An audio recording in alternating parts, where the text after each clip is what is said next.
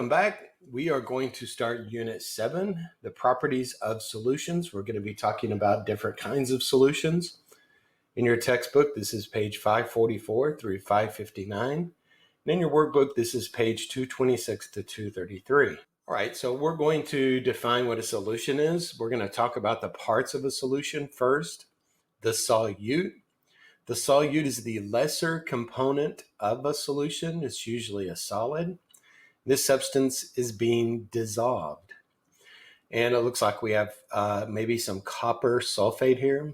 It's blue, so maybe it's cobalt. I'm not sure. The solvent is the major component of a solution. And this substance is the one that is doing the dissolving. It's usually a liquid. So here we have water. So when we mix these two together, we're going to get what's called a solution. A homogeneous mixture is a solution. All right, so there are factors that affect the rate of dissolving. So let's make sure we distinguish what we're talking about here. We're talking about the rate, how fast or how slow something dissolves. Okay. And there's three factors. The first is surface area. So here we have if you look real close in the bottom of this glass of tea, a sugar cube. And in this glass, this B pitcher, we have sugar that's granulated in the granule form, crystal form.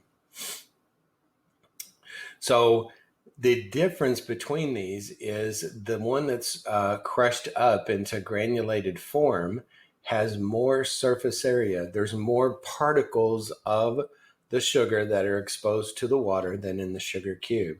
So only the surface of the sugar is being exposed.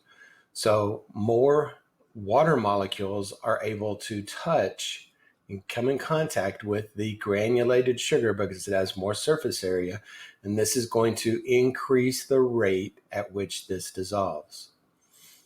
Okay, temperature. Here we have B, iced tea, and then in C we have hot tea.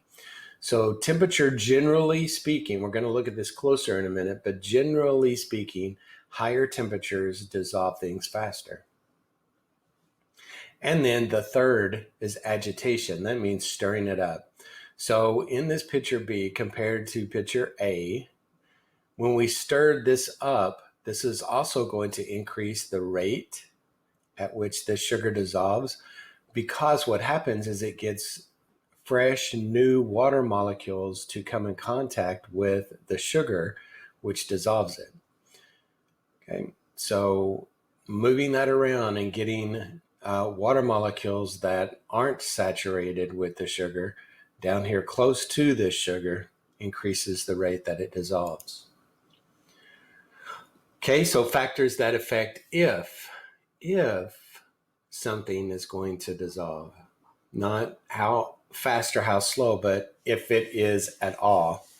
And there's two factors that affect if something is soluble, and that's temperature and polarity. We're going to talk about temperature first. Here we have a graph showing on the x-axis the temperature of water from 0 degrees to 100 degrees.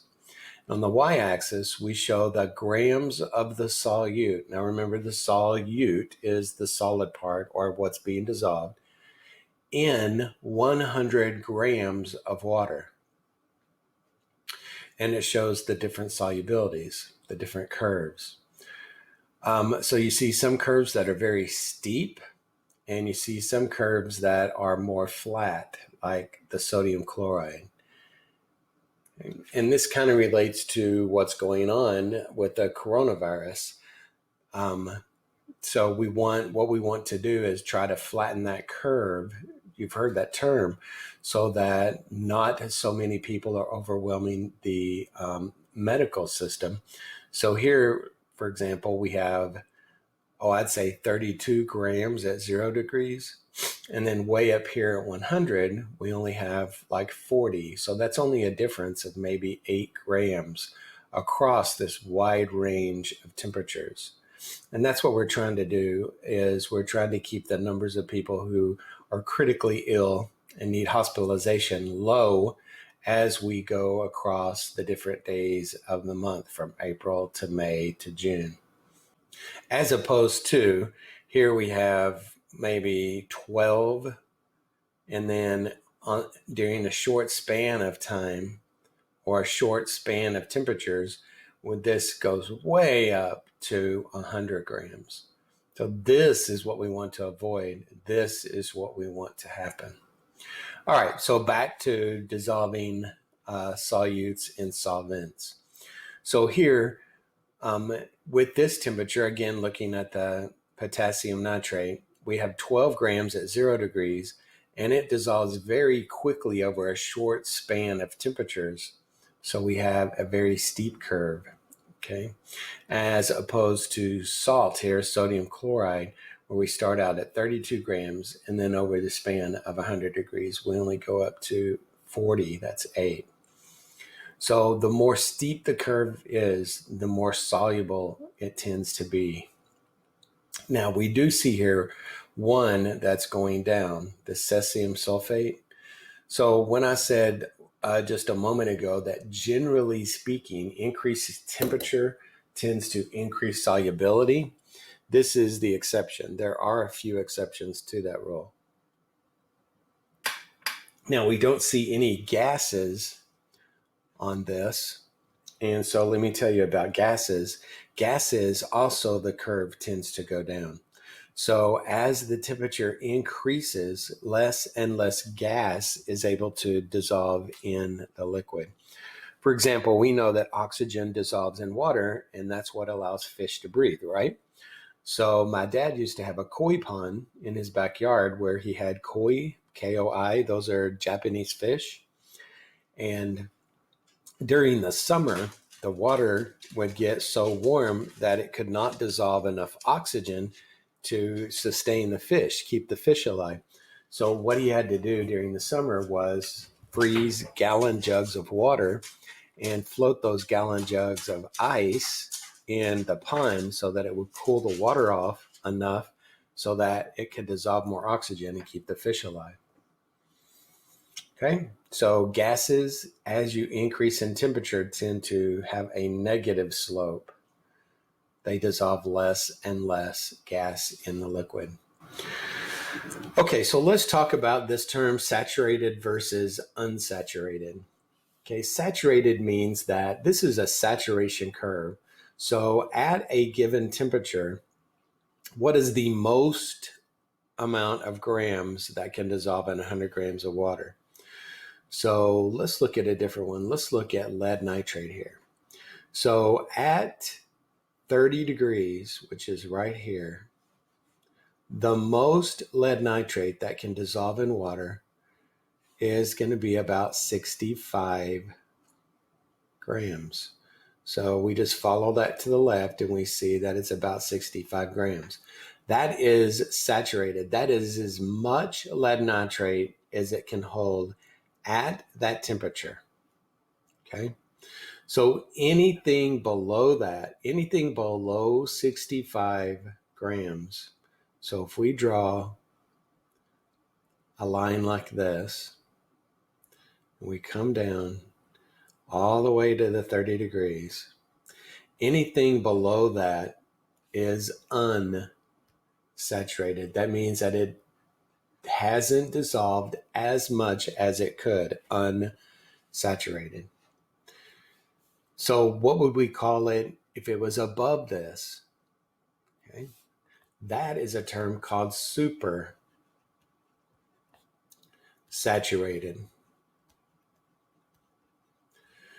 Supersaturated means that theoretically it's holding more dissolved solute than theoretically possible. So the way to achieve a supersaturated solution is you heat up the solution. Let's say we heat this up to 65 degrees. Then we dissolve 100 grams in that solvent. So now we have a saturated solution.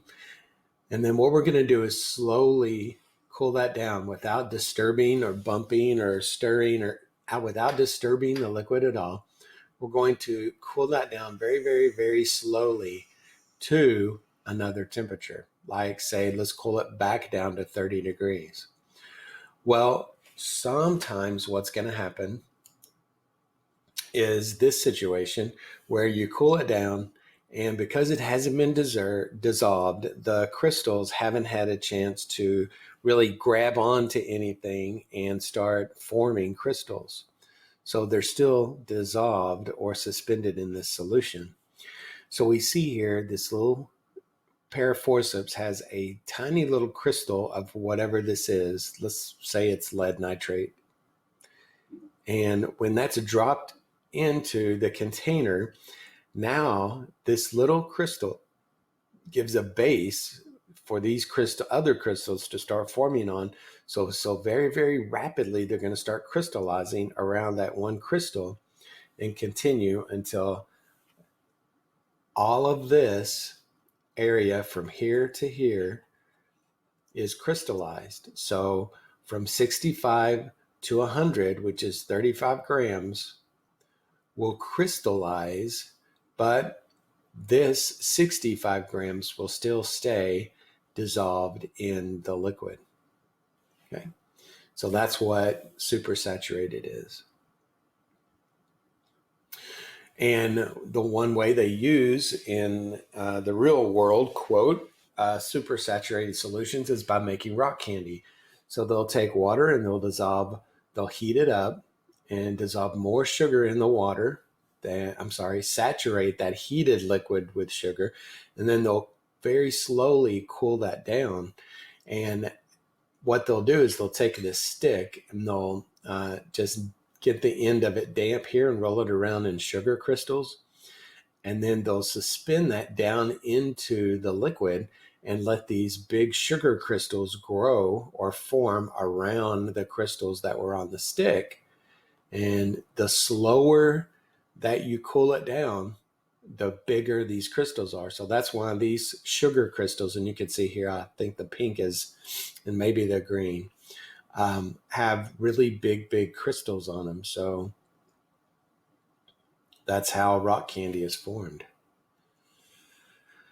All right, so the second factor that affects if a solvent is going to dissolve is what we call polarity.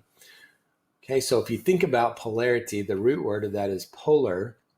Think about the Earth having poles, north and south. This kind of relates to what polarity is.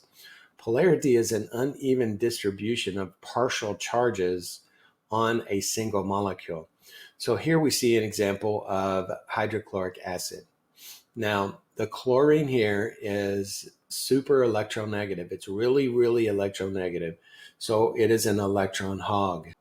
It likes to hoard the electrons around the chlorine atom here. Where hydrogen is less electronegative, chlorine is negative, hydrogen is positive. So what happens is the electrons tend to be pulled more unevenly distributed around the chlorine, which gives you this polar charge now. This little symbol right here is delta, and that's what we use to indicate a partial charge. Okay. So this is what's called a net dipole moment. And water is another example because of the shape of water, because oxygen is really, really electronegative and hydrogen's less electronegative, way less electronegative than oxygen. And because of the shape, the electrons tend to be pulled towards the oxygen. So you get this uneven shape here, where you have a partial negative charge up here where the oxygen is, and then a partial positive charge down here where the two hydrogens are, just like this. So water is considered to be a polar molecule, just like NH3, which is ammonia, SO2, H2S, and C2H6O. These are all polar molecules. Now, opposed to that is carbon dioxide, where it has no net dipole moment. where the carbon and the oxygen are pretty much the same electronegativity. They're right beside each other on the periodic table. So none of these atoms are really electron hogs, and it has a linear shape. It's straight, so that the electrons are evenly distributed around this molecule. We'll talk more about this in AP chemistry. So that does not create any poles. So this is said to be non-polar. So carbon dioxide is a non-polar molecule. Most organic molecules are non-polar. So C6H6, CH4, and C2H4 are all non-polar. For the time being, you'll be told whether something is polar or non-polar. Okay, so what you want to remember in this situation is that like dissolves like. That's a phrase we want to remember when we're trying to decide if something is dissolving, if something will be soluble. So polar dissolves polar, like dissolves like. Non-polar solvents dissolve in non-polar solutes. Okay, so that's why things like hydrochloric acid, that's polar, dissolves and dissociates in water because these two are polar. But say hydrochloric acid is not going to dissolve in, say, hexane. Hexane is a non-polar molecule. It does not dissolve. Okay, so when we say something is soluble and something dissolves, what we're really talking about is substances that dissolve more than 0.1 moles per liter of liquid at 25 degrees. And this is how the soluble salts are defined on your solubility chart. If it's a soluble salt, that means that it dissolves more than 0.1 moles per liter at 25 degrees Celsius. And insoluble salts is anything less than that. But we're going to talk about this in our next section in Unit 7. All salts are soluble to some degree. And this is given to you as the KSP, the solubility product constant of that salt. But if it's soluble more than 0.1 moles per liter, it's said to be a soluble salt. All right, and so it's worth mentioning here, or re-mentioning here, actually, your strong acids and strong bases. This is on your reference material sheet. So strong acids dissociate, what we call dissociate 100%. That means that this H is going to separate from this NO3. So you're going to have hydrogen ions and nitrate ions in your solution. This dissociates 100%. Anything less than that is a weak acid, is defined as a weak acid. So strong acids are 100% dissociation. So 100% of these molecules are going to split apart. And this is a list of strong acids. And the same with strong bases, 100% dissociation. So every single lithium hydroxide molecule is going to separate into lithium ions and hydroxide ions. So make sure that you know these, know where to find them. Okay, so a specific type of solution are acids and bases, and we have been talking about acids and bases, and we're going to define this even further and talk about what they are. Let's talk about some properties of acids. Generally, acids tend to be tart or sour in taste. This is going to include your citric acid, your malic acid, tartaric acid, and fumaric acid. Sour Patch candies and sour punch straws usually have fumaric acid on them. That's the crystals that are on the outside of the candy that tend to make that sour taste. Acids react with metals to produce hydrogen gas, and we saw this in our mole rocket that the lab that we just performed right before spring break, where we took zinc metal and we placed that into hydrochloric acid and it bubbled. That was our hydrogen generating test tube. We collected that hydrogen gas and mixed it with a certain ratio of oxygen to produce an explosion. Most of our foods that we eat are acids on the pH scale. Okay, and they do have other chemical properties that we'll talk about as they come up. As opposed to now bases have a bitter taste. So soap is one of your more common bases that we think about. And if you've ever gotten soap in your mouth, you know that that's very bitter. Bases tend to be slippery to the touch. When you have soap on your hands, that is slippery. And again, they do have the other chemical properties that we'll talk about as they come up. So soluble salts, non-soluble salts, when they're dissolved in water, make what's called either a non-electrolyte, a weak electrolyte, or a strong electrolyte. And this term electrolyte is referring to a liquid that conducts electricity. Now, in order to conduct electricity, you have to have ions in this solution.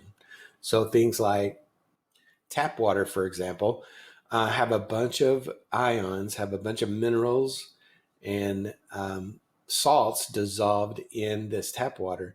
So tap water is an electrolyte. It will conduct electricity. So that's why they say don't use appliances like hair dryers or phone chargers anywhere near your shower or bath, because if that were to accidentally get bumped into the water, then that is going to conduct electricity and could be fatal. So on a molecular level, let's look at that. So in this jar right here, we have this setup in this beaker where we have a probe on this side and then a separate probe on this side. They're not touching, but they are submerged in this water.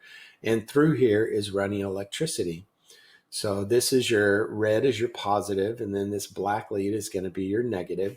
And it is off camera, so you're just going to have to believe me that it is attached to an electrical current. And here we have a light bulb. And so when this circuit is completed, then the light bulb is going to come on. So if we have ions in water here, then these ions are going to carry the electricity from the negative to the positive or vice versa, complete this circuit, and this light will come on. So in this beaker, we have dissolved C12H22O11, and that is sugar. Okay, and here you see on a molecular level, this red and the two white, that's going to be your water, H2O. So we have these big sugar molecules that are in the water. Now, when we say sugar dissolves, yes, it does dissolve in respect to the big sugar crystals are going to separate from each other. But let's look, this is a big sugar crystal right here, a single sugar crystal.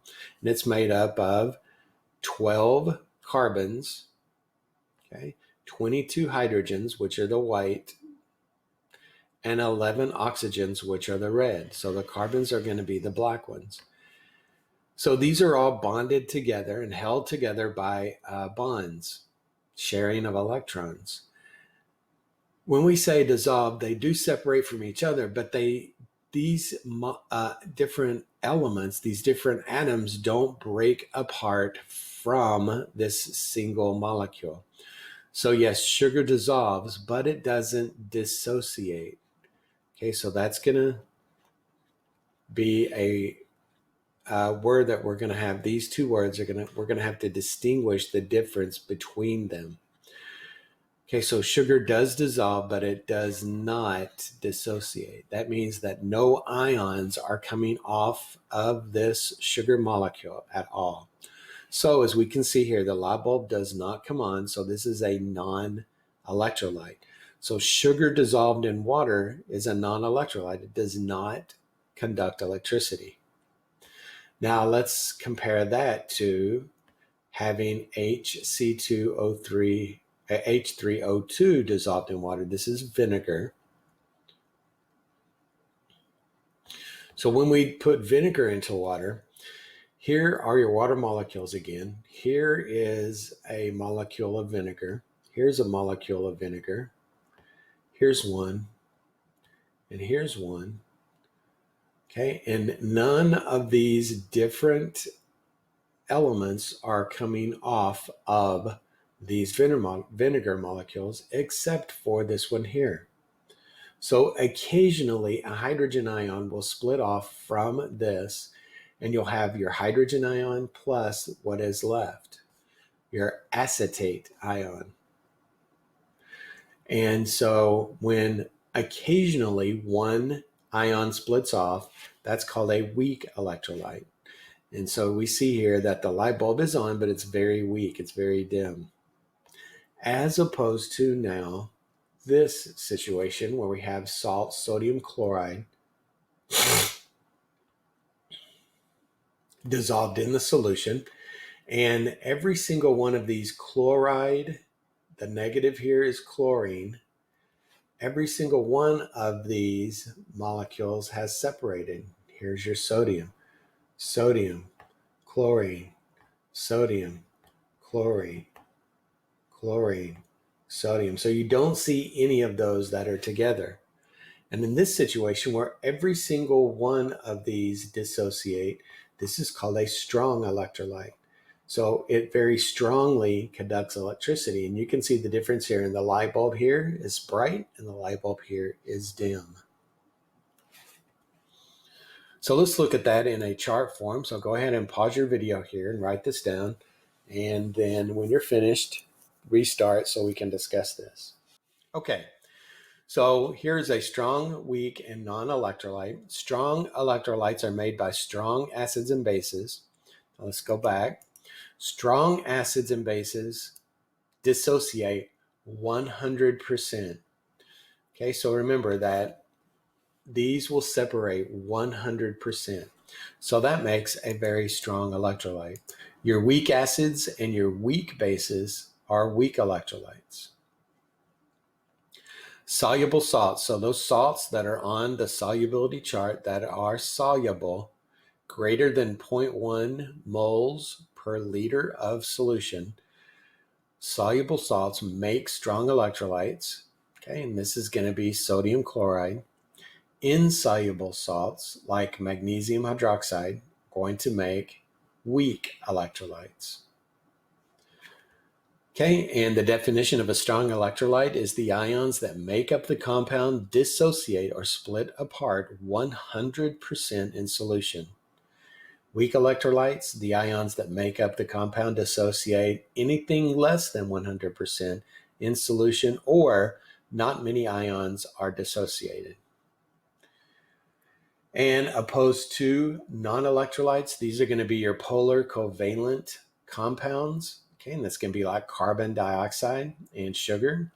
These atoms that make up the compound or molecule do not dissociate at all. So it's 0% dissociation in the solution. All right, so let's talk about the mathematical part of this. Scientists do measure the amount of solute that is dissolved in the solvent. It's given a term called molarity or concentration. Okay, molarity. Molarity are the units. It's represented by a capital M. And we have the formula for molarity that has 3 variables. So we can put this into a triangle just like we did density. So molarity, the formula for molarity is the number of moles of a solute that dissolve in the volume of solvent. So it's moles per volume, moles over volume. Okay, and the volume is usually measured in liters, not usually, always measured in liters to get this formula. So a lot of times you'll hear me say moles per liter because those are the units. So in our triangle that helps us get the different formulas, molarity is equal to moles over liters. Okay, just like we did the density. So when you're looking for molarity, moles over liters is the formula. If we're looking for liters, like it says how many liters, you're going to cover up this liters. And the formula for that is going to be equal to moles over molarity. Okay. And if we were looking for how many moles are in this solution, how many moles of the solute, we're going to cover up moles, and it's going to be molarity times, when they're right beside each other, this is multiplication. So it's going to be molarity times liters is equal to moles. So you can use this to help you when you're working out these problems. Okay, so let's work a few of these problems. So go ahead and write this down. All right, so find the molarity. We're going to use the glues method. Always, always, always.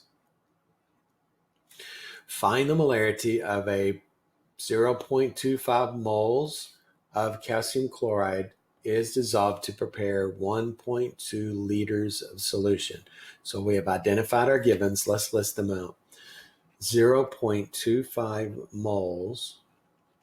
Okay, so in our formula, that's going to be our moles, of course, because it tells us moles. And 1.20 liters is going to be our volume. All right, so find the molarity. This is your unknown. So question mark is equal to capital M, molarity. All right, so let's write out our equation. Molarity is equal to moles over volume. So we don't have to rearrange this because we're solving for molarity. So now all we have to do is substitute in our values and solve this. So molarity is equal to 0.25 moles over our volume, which is 1.20 liters. Moles per liter is molarity. All right, so pardon me while I grab my calculator here. We can actually calculate this. Now, in our quizzes that we take on Canvas, Canvas does not have the ability to figure out significant digits. So I will either ask you to calculate this to 1 or 2 decimal places, which really isn't very scientific, but we work with what we have. So 0.25 divided by 1.20, that's going to give us 0.20833. 0.20833. Okay, so I'm going to show you how I got that on my calculator. So here we have the TI Inspire calculator. This software you were provided with. I sent you that in the announcement at the beginning of the distance learning. So you could download this and have the software on your computer. Okay, so what were the numbers again? Let's go back to that. It is 0.25 divided by 1.2. All right, so here we have 0.25 divided by 1.2. Okay, and so it gives us in scientific notation 2.08 times 10 to the negative 1. So that's why I said 0.20833. Okay, another way you could do this is you could use control divided by. So you have these two boxes like this.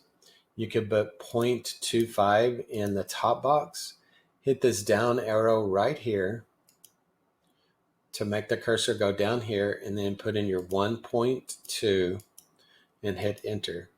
So when you have maybe stoichiometry where you have several numbers in the numerator that you're multiplying together, you're going to want to use this control divided by to get that box over a box.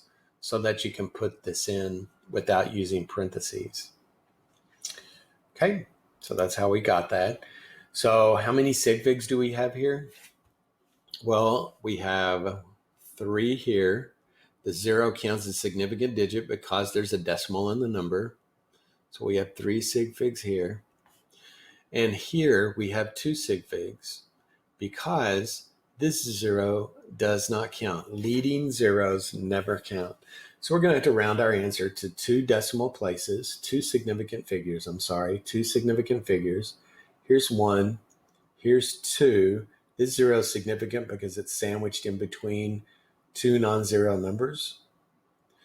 So we're going to look at the 8 to decide if we're going to round the 0. An 8 does round, so our final answer is going to be 0.21 molarity, molar. Okay, 0.21 molar solution. So this right here is a mathematical way to describe how much of the solute is dissolved in the solvent. Okay. Molarity tells us concentration. So we're going to see coming up pretty soon brackets that are going to be used to describe concentration. Another way we could write that is 0.21, but put it in brackets like this to take place of this unit right here. So you want to start associating in your brain the word concentration, how much solute is dissolved in the solvent, concentration, with the unit's molarity, with these bracket symbols. Okay. Start associating that now because it will get easier for you when we get to that. Okay, the next problem, find the total volume of 0.30 molar KBr solution if 0.72 moles KBr are dissolved. So we have 0.30 molar. Okay, that's obviously going to be our molarity. 0.72 moles. That's obviously going to be our moles in our formula. What is the volume? So we're looking here for volume. And we're going to calculate this in liters. This is going to be in liters. So molarity is equal to moles over volume. So I'm going to draw my triangle here to help me out. Molarity, mole, volume. So we're looking for volume, so I'm going to cover this up. So volume is equal to moles divided by molarity. So now I can plug this in. So moles, we have 0.72 and molarity is 0.30. This is going to give me liters. Okay, and grab your calculators. 0.72 divided by 0.30, 2.40. Okay, let's see that. 0.72 in the top, and in the bottom is going to be 0.3. We're going to get 2.4 as our answer. Okay, so going back to here, how many sig figs? Here we have 2, here we have 2, so we need 2 sig figs. The answer on our calculator is 2.4. That's 2 sig figs, so 2.4 liters is the volume of this solution. All right, one more, solving for mass now. Find the mass of sodium chloride needed to prepare 2.5 liters of a 0.15 molar solution. find the mass. All right, so let's list what we have. 2.50 liters is going to be our volume. 0.15 molarity is going to be our molarity. So what are we missing here? Well, if you can't see it, let's go ahead and go to the next part of glues. That's getting your equation. So molarity is equal to moles over volume. Well, if we have volume and we have molarity, then we must be solving for moles. But look at our problem. It says mass. Can you get mass from moles? I hope you said yes, because we have this little thing that we call the mole map, where we have moles here and we have mass here. We can get to that using molar mass. Molar mass of what? Sodium chloride. So sometimes, like in these two cases, it doesn't matter what this is. We didn't need to use it to answer this question. We didn't need to use KBR to answer this question. But on this particular question, we are, because we need the molar mass of sodium chloride. Okay, let me erase this so we can have room to write. Okay, so we're trying to find moles. So if we look at our triangle, molarity, volume, moles, we're trying to find moles. This is going to be molarity times volume.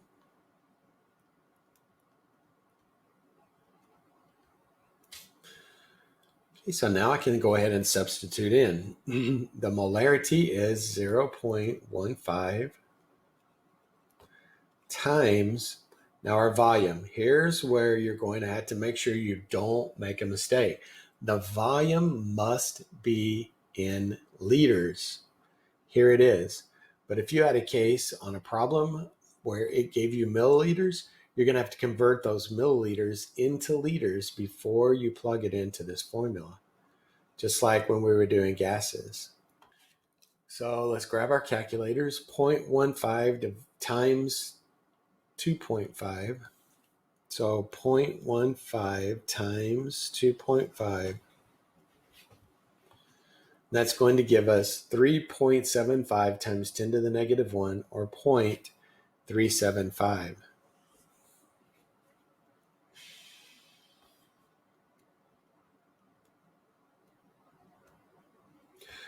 What is the unit for this? Moles. So we're not finished yet because we need mass. So let's do 0.375 moles of sodium chloride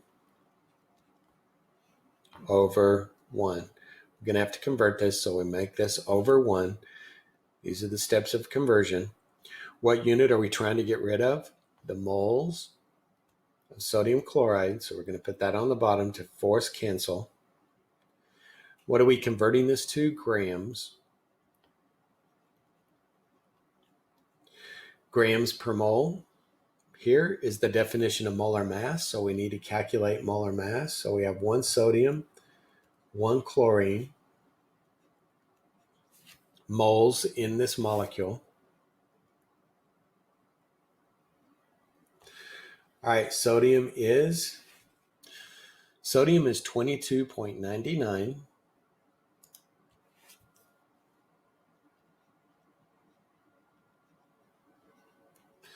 Chlorine is 35.45. Okay, so these are multiplied by 1. So we just have to add this together now. 22.99 plus 35.45. It's going to be equal to 58.44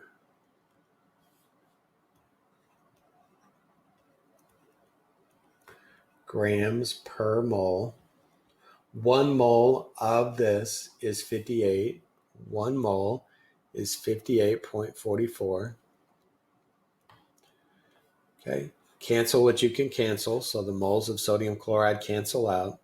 We're left with grams of sodium chloride, which is what we want for our answer. So it's 58.44 times 0.375. 58.44 times 0.375. That's going to give us 21.915.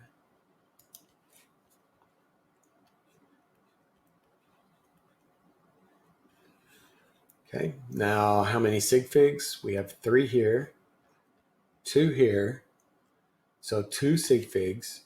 So here's 1, here's 2. So we look at this 9. Does this 9 round this 1? It does.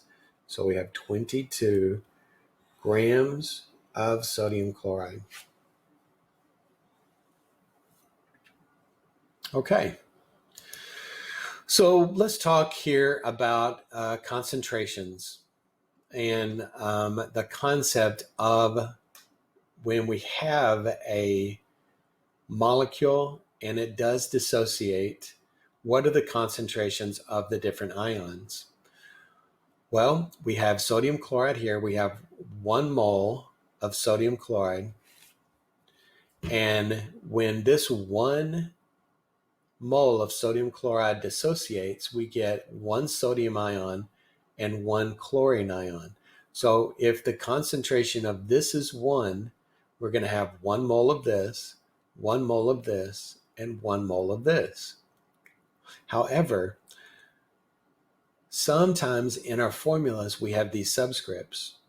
So what this really means is that for this 1 molecule, we have 1 mole of aluminum, and we have 3 moles of the nitrate ion. So when we look, if we have the concentration of this molecule as 1.0 molar, then when we look at the concentration of the ions, we're going to have 1 molar aluminum and 3 molar nitrate. So the concentration of the nitrate is going to be 3 molar. So let's look at this. So here I have an aluminum nitrate molecule. And when we put this into water and it splits apart, we have in this, let's just say in this beaker, we have 1 liter of water. So we have 1 mole of aluminum in 1 liter. Moles per liters, that's going to be molarity of 1. Okay. However, when we put this in, these 3 nitrates are going to come off just like this, right? This is still 1 liter. So in this 1 liter, we have 3 moles of nitrate. 1, 2, 3. 3 moles of nitrate.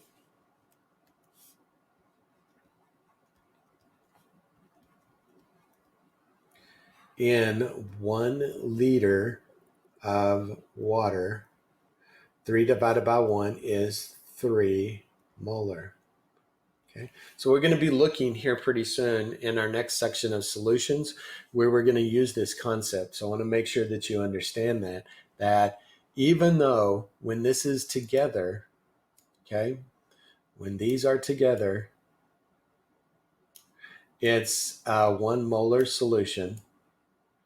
When it's dissociated, and we're talking about the ions now, the concentration of the ions that are in that solution are 1 molar and 3 molar when we start talking about individual ions. Okay. All right. So dilutions. Let's talk about a dilution now. What is a definition of a dilution when you think about a dilution? Well, dilution is when you water something down, when you make it more dilute, it's watered down. So let's say that we go to the grocery store and we buy orange juice. And sometimes in the frozen food section, you can find orange juice that are in these cans, and it's concentrated orange juice. We take that home and we put it in a pitcher, not picture. We put it in a pitcher, and it tells us to add this concentrate plus 3 cans of water, mix it well together, and then you have a drinkable solution of OJ.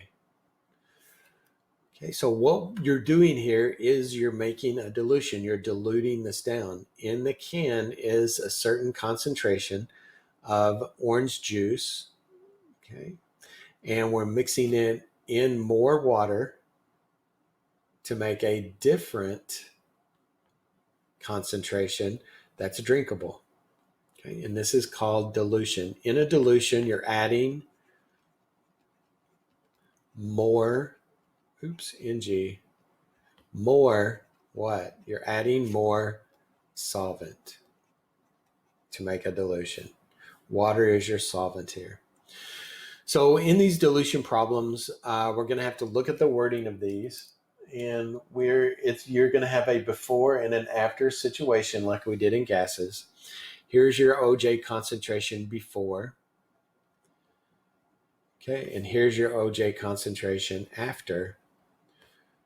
Okay, so remember the symbol we use for before, ones, right? And afters we use 2. So the formula for dilution is M1 V1 is equal to M2 V2, where the 1s are the before situation and the 2s are the after. So we're going to take the molarity, the concentration and the volume of this mixture, and that's equal to the molarity and the volume of this mixture. We're not adding any more moles to this, right? We're not adding actual moles of OJ. We're adding more solvent. Okay. So the number of moles that are in this volume are going to equal the number of moles that are now in this volume. It's diluted. So let's look at some actual applications of these problems. Find the volume of a 3.2 molar HBr stock solution. All right, so we're going to start seeing some vocabulary words here that are going to help us out in deciding the variables. A stock solution is always going to be an M1 because it's what you start with. Think about grocery stores. When they stock the shelves, they're putting more items on the shelves. So it's stocked when they open for the day, so that when the customers come in and buy that now, it's going to go down in concentration of materials. So stock solution always refers to M1. Required to prepare. So just like in our combination gas laws, to prepare is a future tense. This volume, 150 milliliters, and a 0.4 molar solution. Okay, so another clue that this is a dilution problem instead of just a molarity problem is that we have 2 molarities here. If you see 2 values for molarity, you should automatically think dilution, automatically think M1V1 is equal to M2V2. Okay. So let's go ahead and list these out. So we have a 3.2 molar solution. Okay, that's going to be M, of course. Now we said stock always means M1. So there's your M1. And this is required to prepare 150 milliliters. That's going to be your volume. To prepare means a future event. So that's going to be V2. That's going to be your after. These 2 values go together of a 0.40 molar. So that's going to be your M2. So what are we looking for? Find the volume of the stock solution. So we're looking for a volume of the stock solution. So that's going to be V1. All right, so what's our formula? M1 V1 is equal to M2 V2. Now we're going to rearrange to solve for V1. So I'm going to put a box around it just like I did in gases. We're going to lock that down. So we need to get rid of this M1. So we're multiplying here. M and V. So we need to do the opposite function, which is divide, when we pull it across the equal sign. So we're going to be dividing by M1. Okay. So our formula is V1 is equal to M2 V2 over M1. So we're almost ready to solve. We need to make sure that we have correct units. So we need molarity and we need liters. This is in milliliters. So we're going to have to convert 150 milliliters to liters.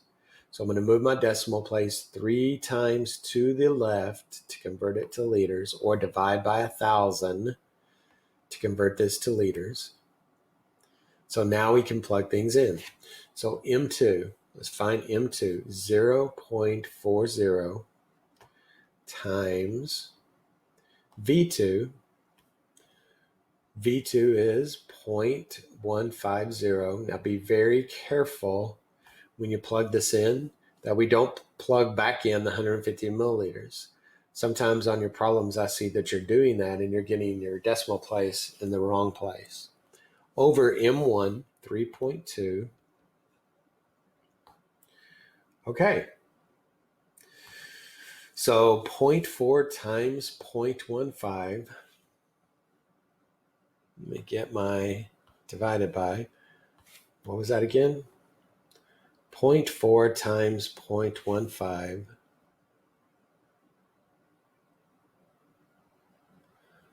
Okay, and that is over 3.2. All right, so that's going to be 1.875 times 10 to the negative 2.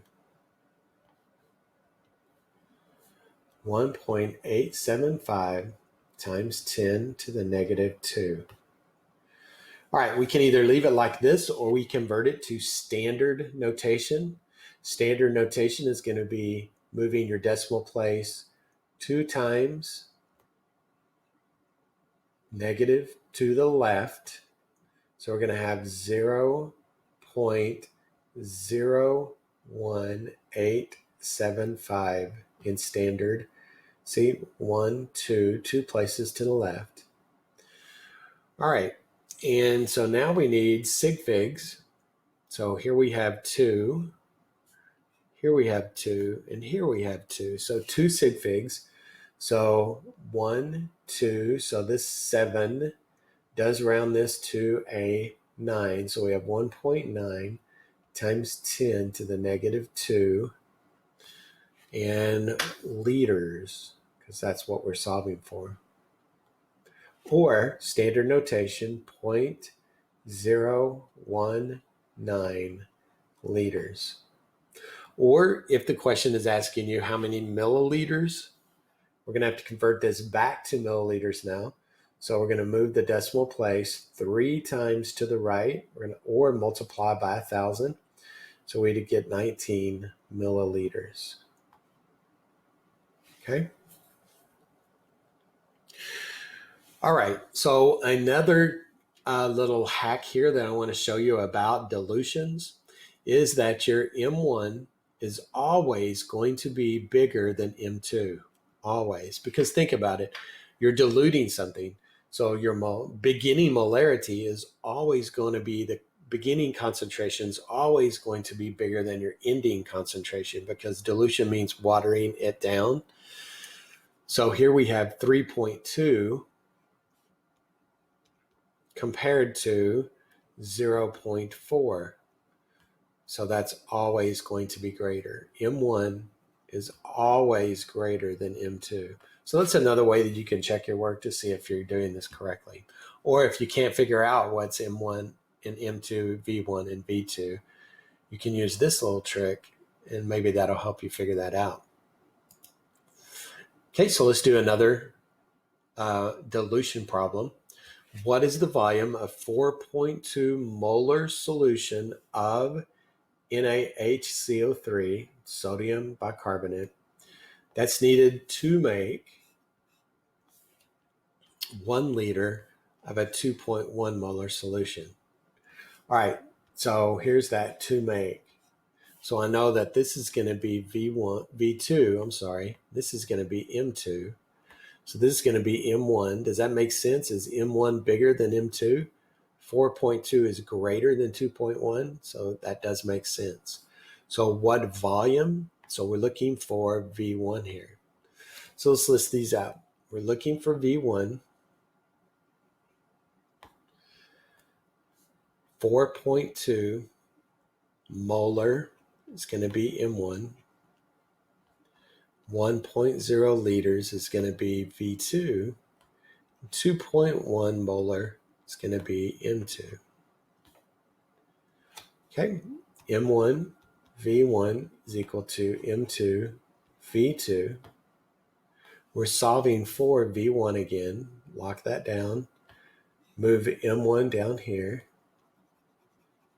Make sure we have liters, molarity, and liters. We do. So plug 2.1 molarity times volume 2, 1.0 liters over M1, 4.2 molarity. Okay, look here. What's on top cancels what's on bottom. So molarity cancels molarity. What units is this in? Liters. So this is going to be equal to liters of NaHCO3, sodium bicarbonate. All right, so let's go to our calculator. 2.1 times 1.0.